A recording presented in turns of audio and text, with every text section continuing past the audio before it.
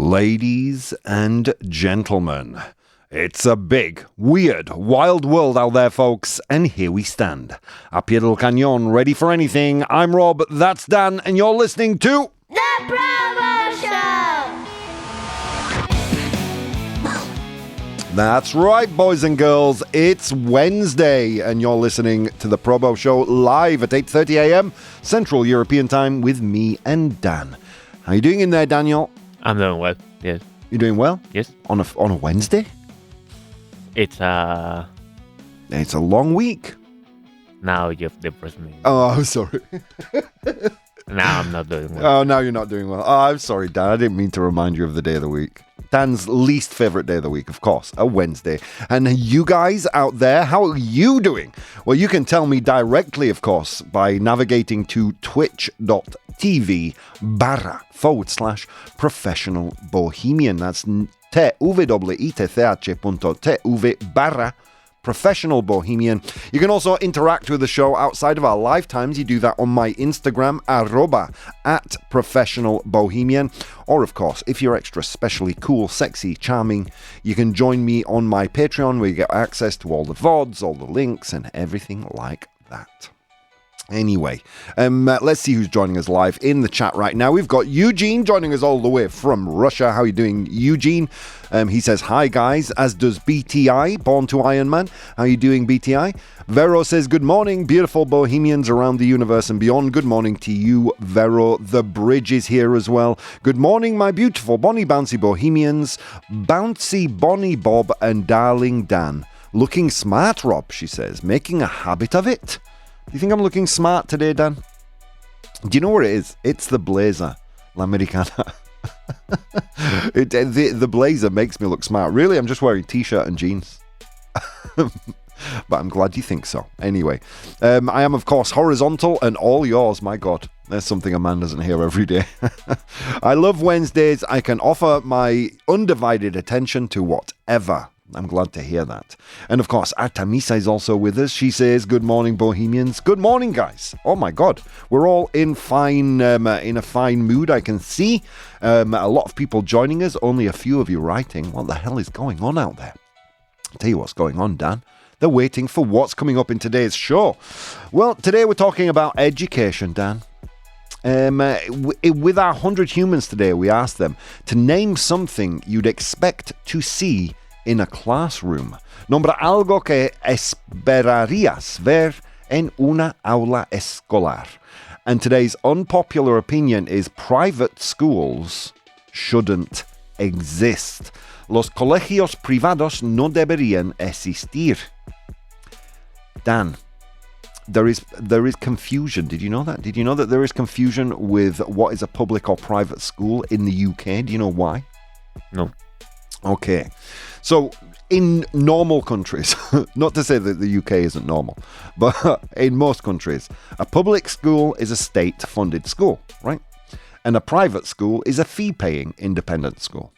Okay, but in the UK, because the UK is different, a state school is a government-funded school, an independent or a private school is a fee-paying school, and a public school is a particular kind of old, prestigious private school. But we're not using that definition. Private school, we're talking about a fee-paying independent school, okay? So, the unpopular opinion. Private schools shouldn't exist. Los colegios privados no deberían existir. But all that coming up after a little bit of news. What's this? Not writing all devoid of digital dexterity? Yeah, I know. I don't know what's happening. A lot of people watching, few people writing. Always happens. All right, should we get into some news, Daniel? Okay, here we go. You know me. I'm always encouraging you to think, trying not to tell you what to think, although I wasn't too successful with that yesterday. Sorry, Dan. But I always try to encourage you to think, not telling you what to think. But today we've got an interesting article from Neuroscience News with regards to decision making.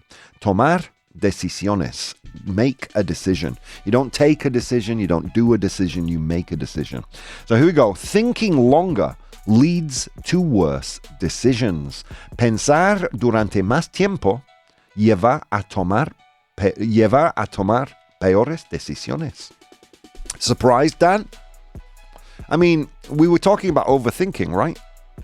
We were talking about overthinking, and we kind of made this. I made the case, at least, that no. Overthinking, I think, is just a label we give to people who just think through decisions. But here is an interesting study that I found, and of course, independent of whatever I think, I want to expose you to different ideas. So here we are from Neuroscience News. A new study highlighted by Neuroscience News suggests that in complex strategic settings, faster decisions can actually be better ones. Interesting. What do you think? Do you think that makes sense to you, Dan? Not really. Not really for me either. But let's continue. By analyzing professional chess games and comparing players' move times with evaluations from top chess engines, researchers found that when objective difficulty of position is held constant, a longer thinking time is linked to worse decisions. The findings challenge the usual assumption that more deliberation, que piensas más profundo, y piensas en todos los ángulos, more deliberation, leads to better outcomes instead points to the power of intuition and in expert performance. Caveat here, we're talking about professional chess players, right? We're not talking about Pepe deciding where to go on vacation or whether he should divorce his wife, right? No one's an expert at that. Well, apart from some Hollywood actors and actresses. None of us are experts at that. We're talking here particularly about people who have an expertise in their field, trusting their intuition. So there is a difference, Dan. It's not like all of our gut instincts are correct because we're not all experts in everything we want to make a decision in. So I think that's where they buried the lead somewhat. The researchers argue that quick decisions may reflect a strong intuitive grasp of a situation, while prolonged deliberation can signal that a person finds a problem subjectively harder and is struggling to compute it effectively. According to the study, humans often rely on pattern recognition to sense what is good or bad in a situation. But when that intuitive read does not come quickly, further reasoning becomes less reliable. Although the research focused on professional chess, the authors believe the same patterns may apply to other high-stakes environments that require complex thought. Interesting, right, Dan? Kind of flies in the face of common wisdom. But they are here talking about people with a certain expertise in very high-stress environments. Before making any decision, I think it behooves us all to think it through, right? Think through the consequences. Think through the pros and cons, los pros y contras. I should have saved that for later. As a nice segue into our unpopular opinion, but there we go. All right. Let's get into the next one. I do have another article here. From the New York Times today. How to have a difficult conversation. Cómo tener una conversación difícil. Have you ever, what's the most difficult conversation you've had to have with someone, Dan? Right now, I don't know. And if I knew, I wouldn't say it on the radio. Really? Have you never had to split up with someone? Look, sorry, this isn't working. It's a hard conversation to have. No, I haven't, no. I mean, you kind of get used to it, I think, more in your professional life than your private life. Or at least I do. Like letting people know that they haven't been hired and why. Or if someone sends a demo or records a demo and to sit down face to face and say, look, sorry, this isn't going to work. Or, ending a certain series with a presenter. These are hard conversations to have. And the sad thing is they do get easier to take part in the more you're exposed to them, I think. But anyway, the New York Times has some advice for us. Cómo tener una conversación difícil. How to have a difficult conversation. I believe this was from Saturday's New York Times. Difficult conversations usually get harder the longer we avoid them. In this article, Janice Dunn reflects on putting off an uncomfortable talk with a close friend until the stress became overwhelming then shares expert advice for handling these moments better. The core message is simple. Choose the right time and place to talk in person if possible, and set a calm tone from the start. You hear that, Dan? Were you even paying attention? I was paying attention. Go on then. What are the 3 pieces of advice? You didn't say it yet. I did. He's not paying attention. I am. The core message is simple. Choose the right time. Okay, hay que elegir el momento perfecto, Dan. The right place. Talk in person. And set a calm tone. Yeah. The worst thing you can do. Have you ever been split up with, Dan? ¿Alguien se ha dejado alguna vez? No. No. I've been rejected, but not split up. Yeah. Yeah, it's the way. I've been split up in every way you can imagine. By email, believe it or not. Via text message, via video call, in person, obviously. I mean, at my age, you tend to run the gambit of experiences. But it's true. I think the most effective times, the best times it is being handled. Each of those things were in place. They chose the right time and place. They spoke to me in person, and they set a calm tone from the start. Calm, but assertive. Anyway, let's continue. Experts recommend giving the other person a gentle heads up. Be specific about the topic and framing the discussion as something you want to work through together rather than a confrontation. Some good advice here, my God. The article also emphasizes staying focused once the conversation begins. Beforehand, it helps to know what you want the other person to understand, feel, and do. Yeah, no andar por las ramas. Ramos or ramas, Dan? Ramas. Ramas, the branches. Ramos is a football player. Don't walk on the football player. No, don't. No andar por las ramas. Don't walk on the branches, or don't beat around the bush, as we say in England. If emotions rise or the discussion goes off track, return to the goal or that goal and use paraphrasing to show you have heard the other person, even if you do not agree. Ending with appreciation, a clear summary, or a plan to revisit the issue can keep the relationship intact and the conversation productive. The overall takeaway is that hard conversations are rarely easy, but with preparation and clarity, they can be far less painful than avoidance. All right, there you go. Some advice from a writer at the New York Times on how to have a difficult conversation. I think something we could all be a little better at, I think. All right, on that note, friends, let's go to today's unpopular opinion. Unpopular opinion. Okay, here we are, friends. I'm kind of dragging out this week some of my favourite, most controversial and popular opinions. Today is no different. We're talking about private schools. Not in the UK sense of the word, not an old prestigious publicly or independently funded school. We're talking about private schools. So private schools, meaning schools that are funded by the parents. You have to pay privately, and it tends to be an independent school, right? And they can be quite prestigious, maybe have alternative methods of teaching, things like that. Not a state school or a public school, as we know them. But they shouldn't exist, being the argument. Los colegios privados no deberían existir. Should private schools exist or not? That is what we're going to be debating today. How do you think they voted on Insta, Dan? I think they voted. How was the phrase? You are so paying attention at No, this show. I was paying attention, but you always do the phrase on a negative way. It's So. true. I know. I'm sorry, Dan. I feel I'm picking on you today. Daniel. No, I'm angry now. See? Okay, Robert. Private schools shouldn't exist. Los colegios privados no deberían existir. I think they voted true.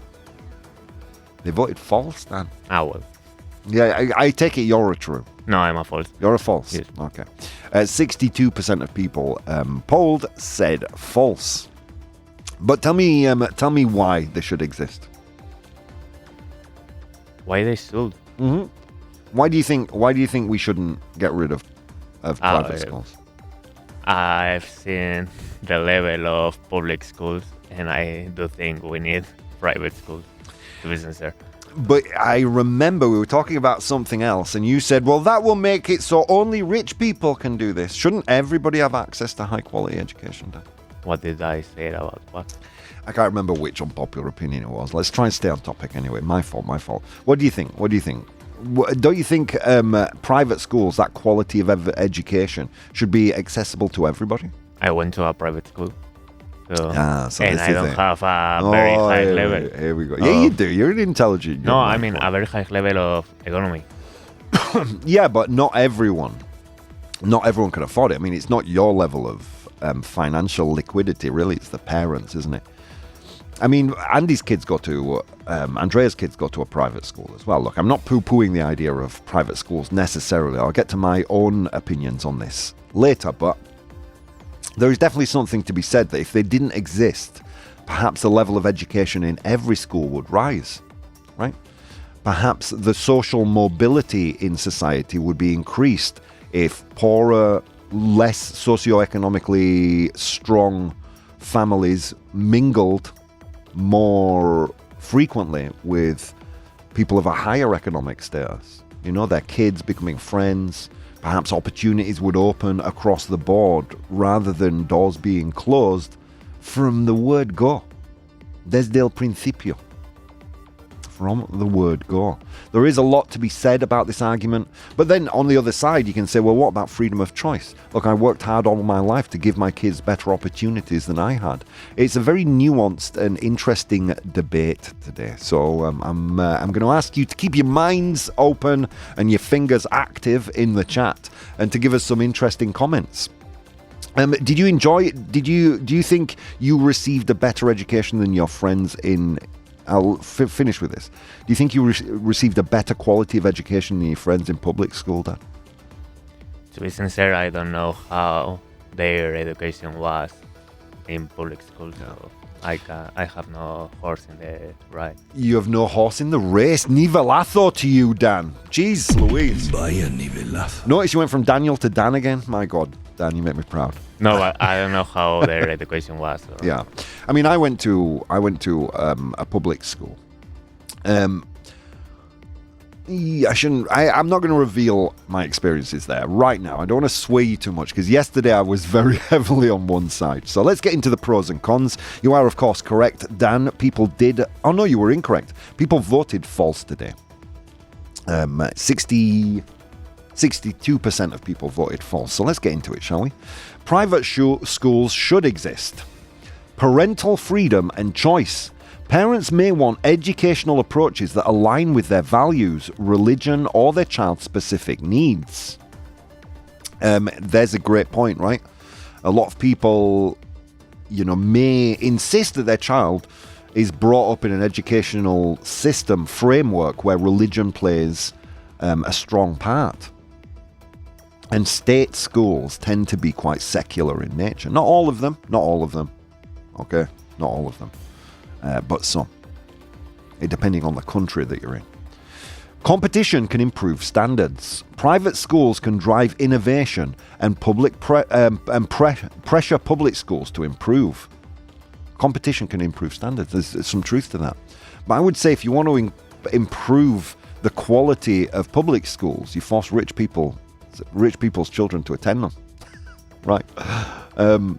Okay. It's quite a glib response to that, but a valid one, I think, nonetheless. Not all private schools are elite. Some serve specific needs, alternative learning styles, or communities underserved by public education. For example, Andy's kids are going to a school with a different teaching philosophy, less rigid, more allowing the kids to flourish in areas that they have interest in. So they don't necessarily hate education like I did when I was at school. Public systems can fail students. In areas where public schools are underfunded or unsafe, private schools may provide better opportunities. And the final point here, in the con column, where 62% of people voted, banning them doesn't guarantee equality. Wealthy families might still secure advantages through tutoring, relocation, or informal networks. Yeah, I think there is some truth to that. But so a wealthy family hires a tutor. Again, I think that doesn't take away from the benefits of having richer kids mingle and create lives and friendships and bonds with poorer kids. I just don't think so. I think it can only enhance the upward mobility in society. I think that's a fringe benefit that's not often brought up in these debates. Let's go to the pro column, where only 38% of our people voted. Again, I'm aware this is quite a controversial topic, so try not to be too upset with me. And before we do, Dan's got something to say. Go on, Dan. I think that private schools have better quality in their classes. Not in the people, but I mean in the things, like the laboratory class. Yeah. They're better funded, right? Yeah. Los ordenadores. Computers and all those kind of things. Yeah, I agree with that statement. I remember at my school, everything was broken. I mean, we were bad kids. It was an impoverished area in a violent, dangerous part of the country. At that time, I want to qualify it by saying that. Were the public schools better? Were the private schools better? Well, yeah. I mean, one of my cousins went to a grammar school, and yeah, the quality of his education was much better, and that that laid to bear, or that paid fruit in his later life. Whereas it took me a long time to get into education, to understand how to be a good student. I really don't want to talk too much about it right now because I don't want to influence you too much. So let's get into the pro column. Private schools should exist. 38% of people voted that. So let's check out what their opinions may have been. They reinforce inequality. Private schools often provide advantages in resources, networking, and opportunities that are inaccessible to most people, widening social divides. I think we've kind of covered that between Dan and I as we've been talking when I was mentioning upward mobility, like how having or fomenting relationships, intra-class relationships, can bear fruit later on in life, right? Where you've got these bonds of friendship and brotherhood and sisterhood that extend beyond school then. Weakening public education systems. Wealthier families opting out of public schools can reduce political pressure to improve the public system for everyone. Again, we were talking about politics yesterday in the political classes, right? And how we, the great unwashed, have little voice there, and how we are not really represented. We're not really understood, like what politician really gets what it's like to be us, right? Education should be a public good. Critics argue access to high quality education shouldn't depend on family income. I think we all agree with that, right? Across the board. Whether you're wealthy or poor, everyone should have access to good education. But is banning private schools really the answer? There are some test cases. Finland leaps to mind. Let me get through the pros and I'll see if I can give you a little bit of insight with how Finland runs their educational system. Social segregation. Private schools can separate children by class, reducing social mixing and reinforcing elite social circles. And the final point here in the pro column, unequal starting points shape life outcomes. Since education strongly influences future opportunities, private schooling may entrench privilege across generations. Yeah. I mean, if I had a kid, I'd want them to go to a private school so they mingled in more elite circles, and then they go to a better college, better university, continuing that intergenerational class segregation to give them the best shot at life. But is that really fair? Is it really fair? It's an interesting question, right? Do I have time to talk about Finland? Oh, not really. I'll tell you what, guys. I will post the poll in the chat, and I will ask you guys to vote true or false on this one. I understand it's a difficult and quite a controversial one. but I'm going to ask you to be honest with yourself, think through the logical conclusions, and follow through your thoughts, and also write your opinions here in the chat, because I'll be interested to read them. It's a tough one. That private schools should not exist. Los colegios privados no deberían existir. I mean, there are a lot of pros and cons here. I think the main cons here are about choice, right? They're about choice.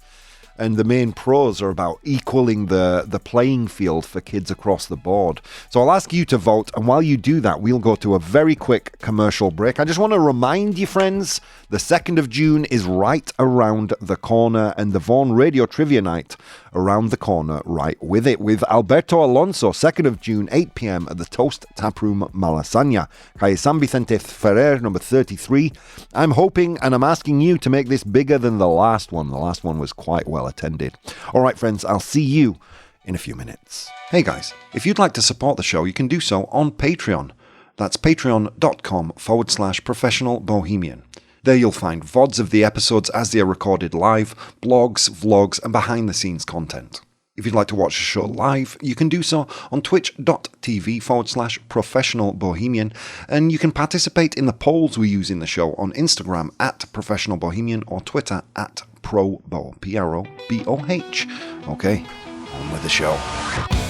Ladies and gentlemen, welcome back to this, the second part of today's ProBoh Show. It's 9 a.m. Central European Time, and you're joining me and Dan live. How are you doing in there, Dan? Better? I'm not going to remind you what day it is. Don't worry. Happy Thursday, Dan. No, it is, of course, Wednesday, friends, and you're joining us our Wednesday edition of the ProBoh Show, where we have the poll still going live. You have 6 minutes to vote if you haven't already done so. And let's see what we covered earlier in the show, just in case you missed it. We looked at an interesting new study suggesting that thinking longer, pensar durante más tiempo, thinking longer, leads to worse decisions. Llevar a tomar peores decisiones. Interesting, kind of flies against common wisdom, doesn't it? Even I kind of struggle to understand how that can be possible. But if you dig a little deeper, the study was conducted among professional chess players in high-stress situations. So 2 factors come into play, right? A person's expertise and the stress involved. Now, none of us are experts in every aspect of life, so it doesn't kind of fly in the face of the idea that we should thoroughly think through ideas, in my mind. Anyway, and how to have a difficult conversation, as per the New York Times and Janice Dunn, the writer there. Fascinating article, and of course, both the links will be available on my Patreon for those of you who support me there later on today. Well, let's go back to today's unpopular opinion, shall we? Dan, I feel like you're quite passionate about this one. Yeah. Interesting, because as you know, in the break, I go for my coffee refill at half-time. And you're quite passionate about this one. Do you want to kind of sum up your thoughts and ideas here? Well, I think people still have the right to choose which way they want to educate their kids. So. Yeah, I mean, I think that's possibly the strongest argument in favor of private schools, right? Now, we were talking, and I don't want to drop anyone in it. Let me use myself an example. My schooling, it was a public school in Bradford at a time of extreme economic hardship during a period of extreme violence, right? Racial violence at the time. If you're in any doubt of that, you can search for yourself. I think there were Wikipedia articles about the Manningham riots and the Bradford riots. What it doesn't mention is all the riots that went on in between those two big riots. It almost became like a yearly event. And the school kids living in that environment were no different. You know, there was not an appreciation for education.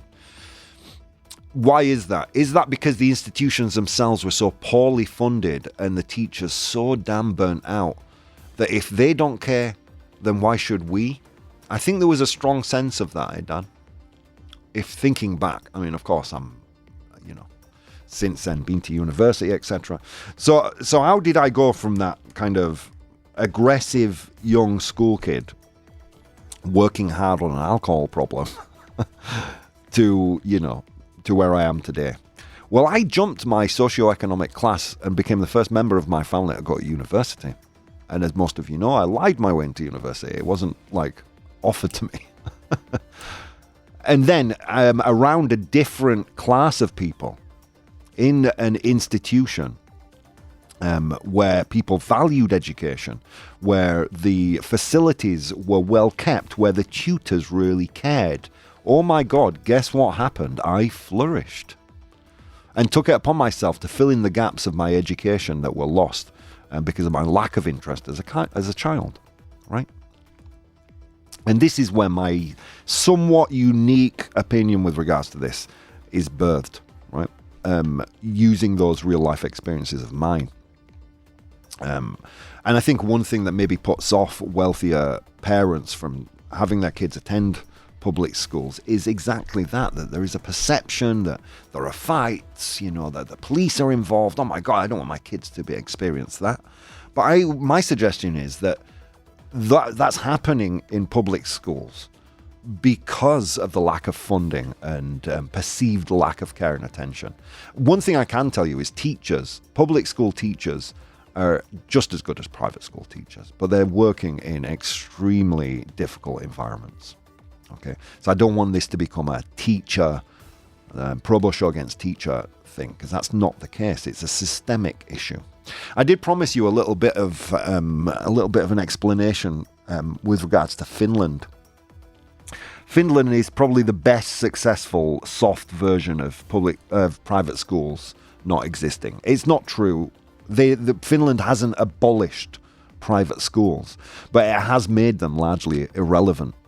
Private schools are rare, publicly funded and free to attend, and must meet the same national requirements as public schools. Finland's Ministry of Education says private schools are not abolished, but tuition charging in basic education is prohibited to only 2% of only around 2% of schools are private. Finland, so what are the repercussions and outcomes of that? Well, Finland has historically been one of the world's strongest examples of high equity, high-quality public education. The OECD describes Finland's school sector as overwhelmingly publicly dominated, free of charge, with private institutions publicly subsidized and held to the same national requirements. The upside is that wealthy parents have less ability to opt out, which keeps political and social pressure on the public system. And I think that's the key. That's the strongest argument in favor of what we're talking about today. It forces political and social pressure on the public system to be good. I'm sorry to leave the pause there, but I think that's a very important point that we should let sink in, right? Anyway, so let's get to your ideas and your opinions. I see Carmen's just popped in. How are you doing, Carmen? Well done, well done. Welcome, welcome. Bridge says, Rob, you did admirably well. Thank you. I appreciate that. It was a difficult road, but I did indeed travel it. Vero says, true, kids should have the same chances to an education no matter their parents' income. Yeah, when we're talking about equity, equality, right? Wow, an interesting result here in the poll. Oh, Daniel and Robert, says the Bridge. Yeah, sometimes when he gets angry with me, he calls me Robert. And worse things. That I can't say on the radio. Anyway, Vero says, I went to a public school during my primary education, ECB, and to a private one during my secondary studies. I felt more understood in the primary. Let's see. Eugene says false children are expensive little things, so you should pay more if you want them to get a good education. Here's my pushback on that, Eugene. I don't think poorer families don't want their kids to have a good education. Socioeconomics, it's not just, we can agree, can't we, that it's not just a question of hard work to be successful in life. It's not just a question of hard work. Look where you started on the ladder, the generation, where you are generationally on the socioeconomic ladder, they all play a massive influence, don't they? To your access and to the amount of a success you can achieve. You will never hear me say I have earned the life that I have now, because I haven't. I took a big risk to leave a situation that I knew and I was comfortable with, and I was very, very lucky to be in the place that I am today, because I have many peers and friends that are either dead or in prison or alcoholics now from back in my day. And it was an immense amount of luck. It was fortuitous that I met the right group of people at the right time, at the right university, to completely jump off of the path that was laid out for me. It was luck, 100% luck. And of course, maybe, 95% luck and 5% seizing the opportunity. Anyway. Artemisa says, false for me. I've been in both private and public schools, and the worst bullying I experienced happened in the public one. I don't think the solution is making I don't like this kind of an argument. I'll explain. Let me finish the comment first. The worst bullying I experienced happened in the public one. I don't think the solution is making private schools disappear, but improving the environment and support in every school. But I think one of the solutions, or a proposed solution that we're talking about today, is making sure that everyone is on the same playing field, right? And the fact that kids in private schools, when we talk about kids in public schools, being more violent, more aggressive, more propensity to bullying, we're missing the point, because there is nothing different. I am no different to you guys, and I went to a public school. But when I was in the public school, I was violent. I didn't give a damn about my education. I got 2 GCSEs. When I skipped over that, my opportunities and horizons expanded, and I got into a different educational system. And I went to I had to pay for my university degree. Things got better. Sorry. Go on. Sorry, go on. Then what was the reason for your violent behavior? The system, Dan. The system. So the problem is the public school? The public schools aren't the problem. The public schools aren't the problem. I think the problem is that private schools, the wealth and privilege enjoyed in private schools should be shared to public schools. And if every child had access to the upward mobility and the connections and the resources that existed in private schools, if every school was public, I think we'd see different outcomes, just like in Finland. Carmen says, I think I am too socialist to give my opinion here. I'm sorry. Yeah, I'm hitting all the most controversial topics this week for fun. Why the hell not? All right, interesting, Dan, and I don't want to poo-poo your ideas, because obviously it seems like what I'm doing is arguing with you, but what I'm trying to do is explain to you from someone who was brought up in the public system what I saw as the problems, as now a much better educated man. Right? Underfunded, overrun, and it was plainly obvious to me that the system didn't care about me at that time. I suffered bullying at private school. My parents, this is from Carmen, didn't have any money left to buy me expensive clothes anyway. Individual experiences don't build a wide view of everything. It's true. And I'm telling you my personal experience. And of course, I agree with Carmen there. I don't think bullying is only a question of the public school system. I think kids can be bullied in private schools as well, of course. Anyway, let's get. I did get some comments here on Instagram. Matteo says, I understand the argument private schools can reinforce inequality and separate people by class from an early age. He then goes on to say, but I don't think banning is the answer. But that's from Matteo Greco. Thank you. Chelsea Rowe, I disagree. Parents should be allowed to choose the kind of education they want for their children, which is possibly, for me, the strongest argument against. But perhaps if there wasn't a choice available, the quality of education across the board would be increased. And again, I'm going to drag your minds back to what we talked about with Finland.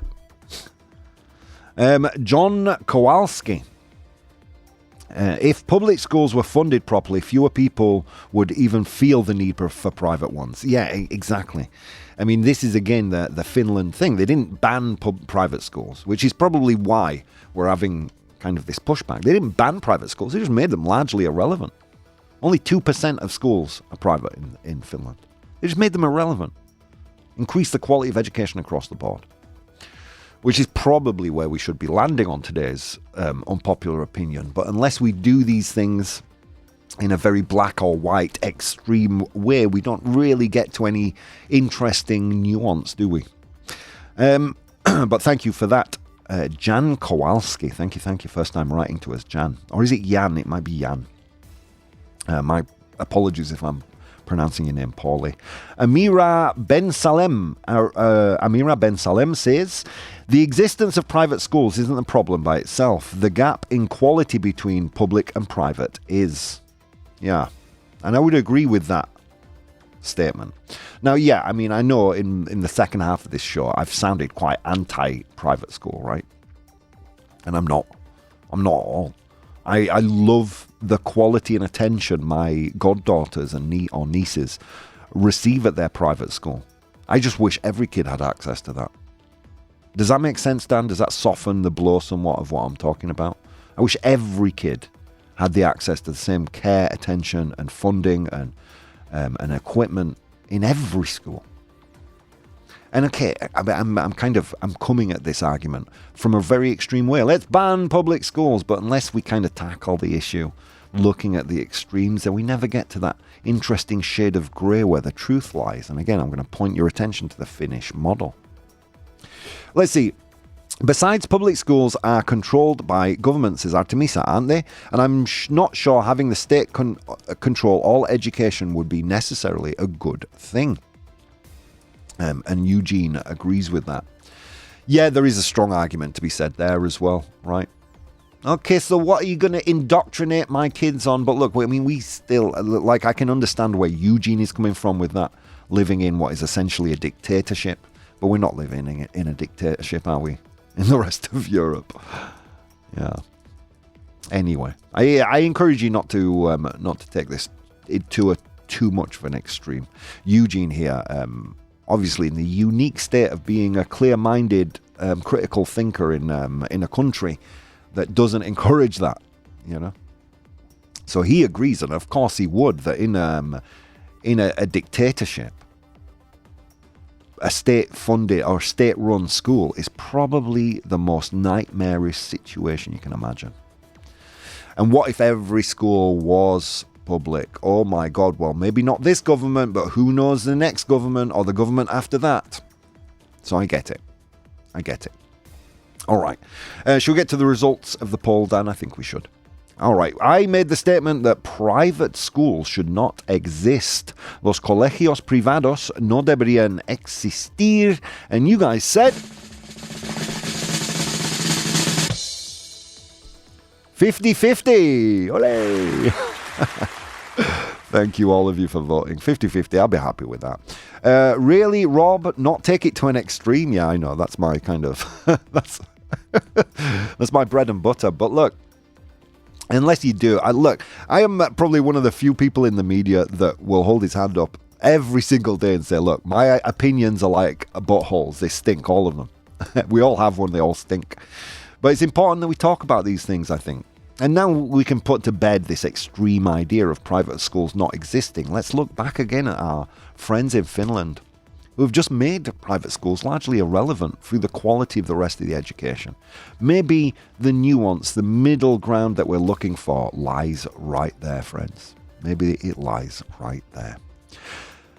But you know what Grandpa Bo would say about all this, right? He'd say, Rob, that's just an opinion, and opinions, they're like buttholes. Everyone has one, they all stink, including mine. Let's move on to today's 100 Humans. Oh my God. It was a long walk to work today across snow-capped mountains and through river valleys, and on that walk I encountered 100 humans, and I asked them all a question. Today's question was... Name something you'd expect to see in a school classroom. Nombra algo que esperarías ver en una aula escolar. Name something you would see in a school classroom. I asked them that question. They gave me their answers. I'm in possession of the top 7 answers. Your job in the audience is to identify those top 7 answers. Okay, Daniel, what do you think? Books. Books. Something you'd expect to see in a classroom. Books. Is books there? Libros. Well done, Dan. Yes, it is. 6 of 100 humans said books. It is in 5th place. You're on fire. You're off the board, Dan. Well done. A big thank you, by the way, to Carlos, Pedro, Emily, Juan Areo, Ivan GP, Africa, MP Contel, Ivan Samroff, Anna Kassan, Tigre Devil, Carmen, many, many others for interacting on Instagram. If I didn't read your name, I still love you just as much. Okay, let's see what our friends here are saying. I love these buttholes, says the bridge. Phrasing. Cancelled. Look, I didn't say it, dude. It wasn't me.